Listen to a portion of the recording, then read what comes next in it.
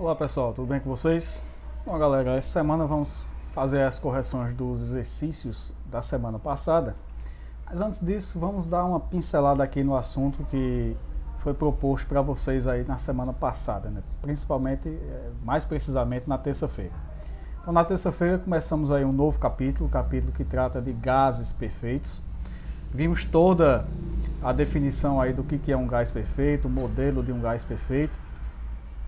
Em que nós temos aí que esse modelo é um modelo aí macroscópico, né? Você analisa aí o comportamento dos gases de uma forma mais visual, né? Mais macroscópica, e você tem aqui toda a definição, né? Do que é o gás perfeito, você considera aí que a interação entre os gases é puramente mecânica, os choques entre as partículas são choques elásticos e por aí vai. Então tá tudo bem explicadinho aqui no material, vocês provavelmente leram aí. Vimos também quais são as variáveis de estado de um gás, né, que são a pressão, o volume e a temperatura.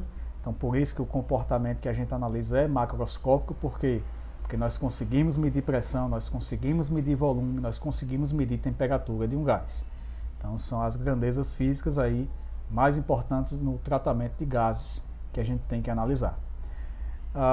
Não distante disso, os principais cientistas, né, desenvolveram aí estudos e chegaram a leis que envolvem justamente essas três grandezas físicas, né, volume, pressão e temperatura.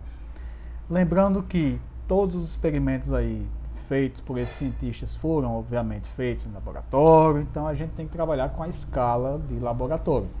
E a escala de laboratório é a escala Kelvin, né? Quando eu falo escala de temperatura, né, pessoal? Então sempre vamos trabalhar aqui com a escala Kelvin quando se tratar de gases, lembra sempre disso. Conversão de escalas, a gente viu aí o primeiro assunto do ano, tem lá todas as maneiras de converter escalas de temperatura. E em especial a escala Kelvin e a escala Celsius, nós temos como definir aí uma fórmula bem simplesinha de fazer essa conversão, já que são escalas centígradas, né? São escalas que entre os pontos fixos, que são a fusão do gelo e a ebulição da água, nós temos 100 partes iguais, né? Então são escalas centígradas. E aí você percebe que o zero na escala Celsius equivale ao 273 na escala Kelvin. Então, para encontrar qualquer temperatura na escala Kelvin com o valor na escala Celsius, basta eu pegar esse valor de Celsius e somar com 273.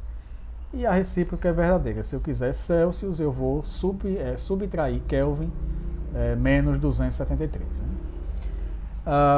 Relembrei aqui com vocês também o que é pressão. Né? Pressão é uma grandeza que é estudada lá no primeiro ano, que é basicamente quando você tem uma força sendo aplicada em uma certa área. Então essa força aplicada em uma área gera o conceito de pressão. Então, por exemplo, né, se eu pego aqui esta reguinha e eu aplico uma força por essa parte aqui mais fininha na minha mão, eu terei uma área muito pequenininha. E essa força aqui, mesmo sendo uma força razoavelmente pequena também, eu vou sentir aqui uma leve pressão na minha mão, vai dar para sentir um certo desconforto. Ao passo que se eu deitar a régua e aplicar a mesma força aqui, só que agora nessa área que é maior, o desconforto que eu vou sentir vai ser menor. Por quê? Porque a área maior distribui melhor a força. Então eu terei uma menor pressão aqui sobre a minha mão. Então essa é a ideia geral de pressão. Então pressão é força dividida por área. Quanto maior a área, menor é a pressão. Quanto menor a área, menor é a pressão. Trazendo essa ideia já para o estudo dos gases, lembre que gás ele não tem forma própria, ele não tem aí um volume próprio, ele vai ocupar o volume de um certo recipiente. Então se a gente pegar qualquer gás e colocar dentro de um recipiente, o que vai acontecer com a pressão ali dentro? Ela vai depender justamente do tamanho desse recipiente, da área da superfície desse recipiente. Se eu comprimo esse recipiente, ou seja, se eu diminuo o volume desse recipiente, eu vou ter uma menor área para esse gás aí se movimentar. Então o choque entre as partículas do gás e as paredes do recipiente vai se tornar mais intenso, consequentemente você vai ter uma maior pressão. E quando eu expando esse recipiente, quando eu aumento o volume desse recipiente, acontece justamente o contrário. Eu vou ter uma maior área, então essa força vai se distribuir melhor nessa área grandona, então eu terei uma pressão menor. Aqui nós temos as principais unidades de pressão, né? Nós temos o Pascal, que é a unidade do SI, que equivale a 1 Newton por metro quadrado. E nós temos aqui o ATM, né? Que é uma unidade que a gente vai usar bastante, esse ATM aqui, que equivale a 10 elevado a 5 pascais. Temos aqui o milímetro de mercúrio, que aparece bastante também, por conta do experimento aí de Pascal, né? Que equivale aí a 10 a 5 pascais também. Então, o ATM equivale a 760 milímetros de mercúrio, que equivale a 10 elevado a 5 pascais. Que mais nós vimos aí? Então, toda a teoria por trás, né, dessa ideia de pressão, né, e tudo mais, vocês vão ter aí no material. Algo que a gente precisa destacar é que qualquer uma das variáveis de estado, elas podem sofrer alterações.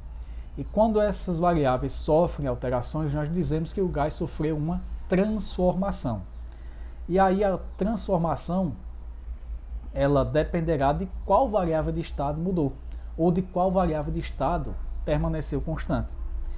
Basicamente, a gente faz a classificação por essa última alternativa, pela variável de estado que permaneceu constante. Se eu alterei temperatura, vou pegar na sequência do material, né? A primeira que eu botei aqui. A primeira foi a... Cadê? Isotérmica aqui.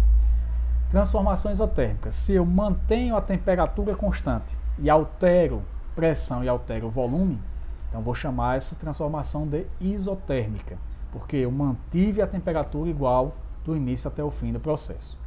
A próxima transformação aqui foi a isobárica, que é justamente quando eu mantenho a pressão constante e altero o volume e altero também a temperatura. Então você vai ter aí uma transformação chamada de isobárica. E por fim, nós temos a transformação que mantém o volume constante e altera a pressão e altera também a temperatura. Quando eu mantenho o volume constante, eu digo que a transformação foi do tipo isovolumétrica, que também pode ser chamada de isométrica ou isocórica.